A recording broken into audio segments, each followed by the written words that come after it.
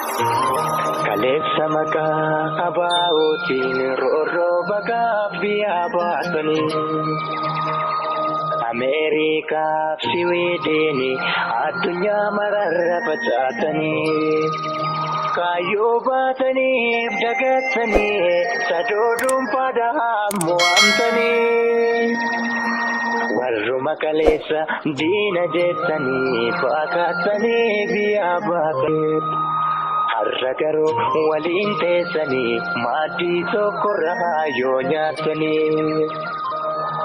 isinitti nagaa yaamumoo mataasiin kaleessa madooftanii hidhamtanii reebamtanii caccabtanii namaa gadi taatanii akka horii kolaafamtanii dhala malee warraabtanii akkamumaan deebitanii akkamumaan dandeessanii diina waliin firoomtanii nuuf hin galle dubbiin bara kanaaf nuuf hin galle dubbiin artistoota nuuf hin galle dubbiin diyaasporaa kun nuuf hin galle nakkaaleensa akka qeerransa baroodaa akka loonii marrachaa galuunii nuuf hin galle dubbiin bara kanaa nuuf hin galle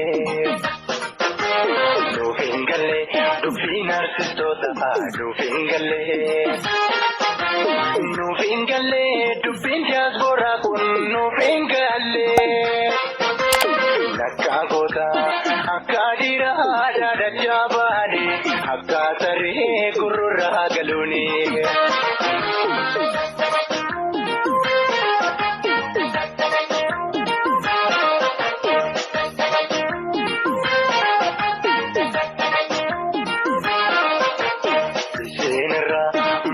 Bacaan kuni seenerra meegaa mamooree dubbiin kuni nama daabboo sumuunidha garaa keetiif jecha sadooftuutu lafee goototaarra sarkaanfattee dhiigaa barattoota keenyaa nyaattu maqaa gaarii seenaa boonsaa Oromoo si beeku si jaallatuun nama balee